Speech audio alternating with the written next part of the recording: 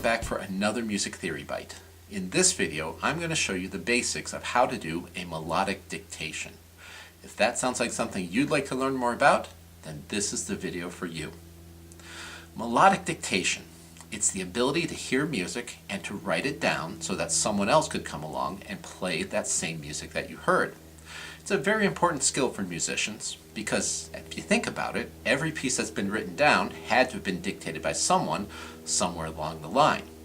So it's something that every musician needs to learn how to do, and if you're in a music theory class, you undoubtedly have to learn how to do melodic dictations. Fortunately, there are some good pointers and some good steps that you can take along the way to make this a little bit less scary and a little bit more doable. Now, what makes it more complicated is the fact that every melody is kind of presented on its own terms. That is, there are certain tricks that you can use with some melodies that won't work well with other melodies, just by nature of how the melody is constructed. The process that I'm going to show you in a few minutes is put together in such a way so that you can kind of mix and match the steps along the way depending on what the melody itself is telling you that it needs in order to be written down. Now, when we think about melodic dictation, one of the most important things that I cannot stress enough to you is that we shouldn't start from the very beginning and write down a pitch, and then the next pitch, and then the next pitch, and then the next pitch after that. In all my years of teaching, the least successful students with taking melodic dictations are the ones that try to get it from the beginning all the way through to the end, starting from one place all the way to the end as a linear process. We need to think about it more holistically and kind of break the melody apart in several different ways. So what I'm going to show you is a process that involves several steps. The first step is set up your workspace. After that, and this is the scariest step, don't write anything down, just listen to the melody. Listen to it as music. Let the melody tell you what it needs to be written down. Next, we're going to worry about writing down the big picture stuff, the stuff that we got from that first hearing. After that, we're going to worry about the rhythmic aspect of the music, where each of the musical events occurs. We should figure out where things occur before we figure out exactly what has occurred. After that, then we have a couple of steps that we can kind of do back and forth at the same time, or maybe change the order of them. The first one is what I call find structural scale degrees. That is, the important notes that are embedded within the melody in various places. From that, then, we can build other things off of it. The other step that goes along with that is what I call chunking, taking groups of notes together and reducing them from a group of 6, 7, 8 notes into one thing that we recognize and we can write down. Finally, we're going to fill in the gaps between everything, listening both forwards and backwards. And then once we've done that, we're going to take our answer and we're going to proofread it. Make sure that what we have written down is what we actually heard. Then we can make corrections if we need to. And that's really what goes into the process of effectively taking a melodic dictation. Now, one of the things that you're going to notice is that this looks very easy to me. And it is, because I've been doing this a lot longer, and more importantly, it's because I understand how the parts of music go together. I think of music as existing like a language. It has structure, it has syntax, it has rules.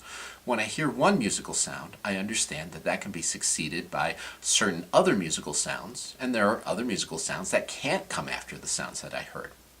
If you think about it this way, if I were to ask you to write down a sentence that I say, it'd be pretty easy. That is, you hear the words, you understand how the words go together to create meaning, and you could probably write down a simple sentence that I say in no more than 1 or 2 hearings. The same thing happens with music as you become more familiar with the structure and language of music. That is, if you understand music as a language, you understand how it goes together, how certain things typically happen in certain ways, then you can use that to make doing a melodic dictation a lot easier. But that requires study. For a beginning music theory student, oftentimes they don't have that vocabulary built up, and it just takes time for that to happen. So keep studying your intervals, your triads, your scales, and how all those things go together harmonically and melodically. Now, the melody that I'm going to dictate today is one that I'm not familiar with. I just found it online, and it's one that I'm going to limit myself to 4 hearings, because if we think about it, in most music theory classes you're limited to a certain number of hearings, and Also, if you're taking the AP Music Theory exam and you need to do melodic dictation of something on there, then you only get 4 hearings of that. So we're going to see if we can take care of this melody, writing it down in only 4 hearings. It's going to be a fairly simple melody. Rhythmically, it's going to be fairly simple. It's going to be diatonic, which means it uses no chromatic pitches anywhere in there. And it will be 1 or 2 phrases. I'm going to have to listen to it to figure out what it is. So if you're ready, let's begin. All right, so let's get started. Step 1, of course, is to set up your workspace. I have a blank sheet of manuscript in front of me, and what I'm going to do to set up my workspace is put a bunch of empty measures, more than I think I would possibly need. Ultimately, what I want to do is I want to make sure that I have plenty of clean space to make whatever notations I need to make. You'll also notice that I'm using a pencil and not an ink pen, and I have an eraser. This one's pretty well worn because musicians will oftentimes make mistakes when they take these dictations, and so you want to be able to erase things and fix them as you go along. All right, now that I have my workspace set up, you'll notice that in this case, I'm not giving myself clef, key signature, meter signature, anything like that. I'm going to have to figure that all out on my own. That's just sort of the way it happens in the real world. That is, you have to figure out these things on your own as they're given to you. In a testing situation in a classroom, frequently your instructor will give you a meter or a key to write it in or a clef. If that happens, that's wonderful, and you can use that to shorten the amount of things that you have to do as you take your melodic dictation. If I remember correctly, the AP Music Theory exam, if you're preparing for that, they give you a clef and a meter signature and a starting pitch. But since I'm doing this all on my own, I'm just going to go with whatever I have. I found a melody that's been recorded that is on the internet, and I'm just going to use that as one that I'm not familiar with. So the very first thing I want to do, step 1, of course, was set up my workspace. That's done. Step 2, and this is the most important one, put my pencil down. I'm going to close my eyes because I can hear better when my eyes are closed. I'm not trying to process any visual stimuli, and I'm just going to listen to the melody. I'm going to listen for big picture stuff, listen for anything that can help me, such as what range is it in, what meter is it in, what modality, major or minor, are there any phrasing issues that I can deal with, and are there any elements that repeat along the way, because anything that repeats means I have something that I can simply pick up and transfer to another place in the melody that reduces the amount of work I have to do. Throughout this, you're going to notice that I'm always looking for ways to shorten the amount of work that I have to do. So here we go. Here's my melody.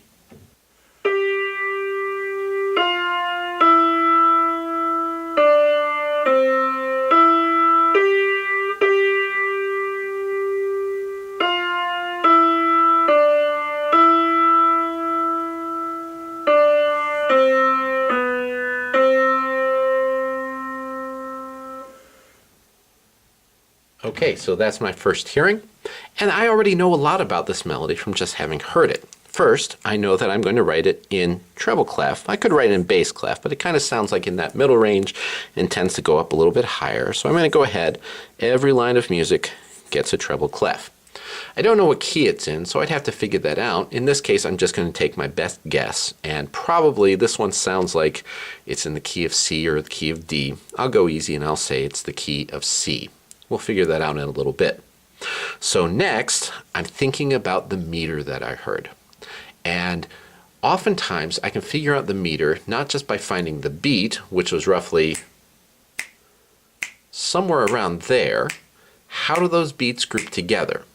One of the things that I know is that meters oftentimes express the harmonic rhythm or harmonic underpinning of the music. So if I think about what I heard there, I was hearing groups of 3 beats put together. That is, every time I heard a chord change, it was roughly every 3 beats. So I'm going to say that this one is most likely 3/4 time. If I had a key signature, that would go on every line of music. Since I'm doing key of C, which does not have any flats or sharps, I don't have to put that in, but that would come immediately after my clef. And then I have my meter signature, which only goes on the first line of music, or subsequently only if I change meters along the way. Now that I have things set up, what else did I learn about that? I heard that there were 2 phrases.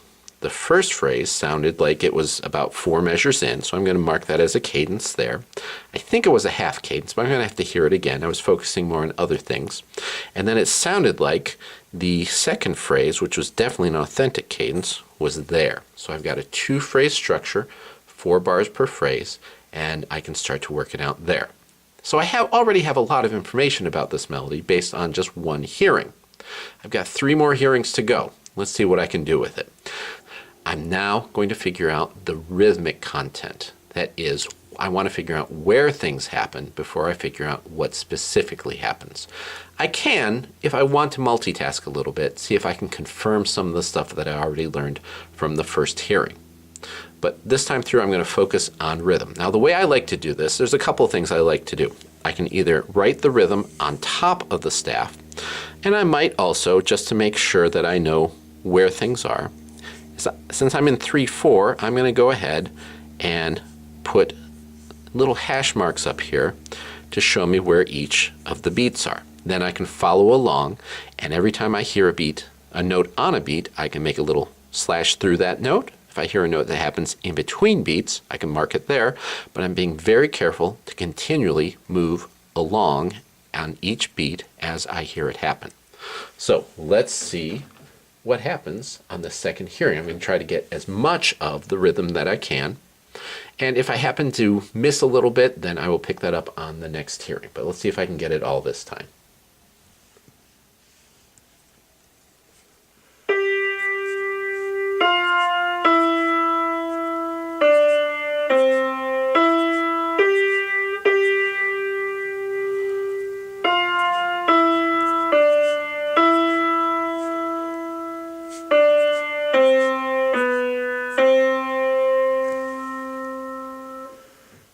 Alright, I think I got the rhythm. So I now know from here where everything happens, and I could turn that into traditional notation. Half note, quarter note, half note, quarter note, quarter, quarter, quarter, dotted half note, quarter, quarter, quarter, dotted half note, quarter, quarter, quarter, dotted half note. Now I have the rhythm, and I see exactly where things are. I can't tell you how many times in my teaching I've seen people get stuck on the rhythm because they were focusing on which note goes where. They forget how many notes go into each measure, how many beats go into each measure, and they end up really getting stuck, and they don't know how to get themselves unstuck. Well, I've got a rhythm now. I know where each note occurs. Now I simply have to figure out what they are. So, next step, I want to figure out structural pitches. That is, I hear things as scale degrees. I know where tonic is just by hearing that before. Bum, that's my tonic, and I'm in the major mode because the piece sounds like it's major.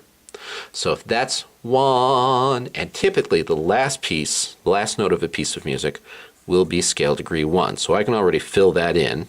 I'm going to mark that up there, scale degree 1.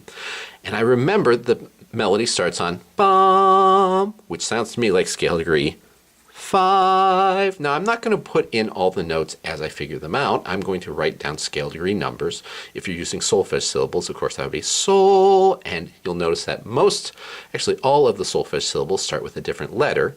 So you can use that, put an S for 5 and a D for do, and you can use that to figure out what solfege syllable you're hearing. Now, I want to get structural pitches, important pitches along the way. So I'm going to be listening for long notes, first note of each measure, something like that. Try to find melodic notes that I can use to build the rest of the melody around. So here we go, third hearing.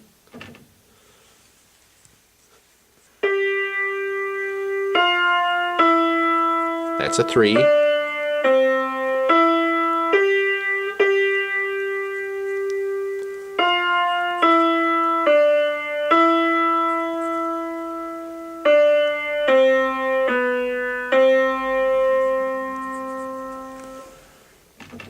Alright, so now I have some structural pitches. I have a 5 here, a 3 here, a 1 here, and a 5 here. Ends on 5. That confirms my thought that this was a half cadence. Steps down to 4, to 3, and then something happens in here and I end up on a 1. Now, the next step, this is one that I might have done at the same time that I was doing my identification of important structural scale degrees, is I'm listening for chunks. The human mind, in its short-term memory, can only process or hold in that short-term memory roughly 7 things. So if I'm doing this note by note by note, I've got probably, 15 notes here. That's more than my short-term memory can hold. But if I start to group those notes into structures that I already know, then I can reduce the number of notes that I have to pay attention to. So for example, I heard here, bum, bum, bum. That's a major triad, a tonic triad. 1, 3, 5, 5. That's the reason you learn how to sing and dictate those individual structures so that you can chunk them together. Now, a few other things that I heard. The beginning started with a scale. 5, 3, and they're connected by a note in between. 5, 4, 3, and then I have this 3 going through another note to 1. I'm just going to guess at this point. I don't remember exactly what it was, but I think it was likely a 2. 2, 1, 3, 5, 5, 4. I don't remember what happened here. I'll use my last hearing to fix that. 3, da, da, da, da. I think that's what happened, but I'm going to probably have to hear it again. But I do know this one was approached from above, so that would be a 2. Da, da, da, da. Maybe it was a 7. I'm not sure. So I'm going to mark it both ways, and I'll get that this next time. So I have all the notes on the first line. I have those figured out. On the second line, I need to do a little bit of selective hearing to figure out what's going on here. I'm going to listen to this 4 and how it's left, how this 3 is approached, how the 3 is left, whether this 1 is approached from below with a 7 or above with a 2. I'm going to be listening for shapes there. So here we go again. Last hearing.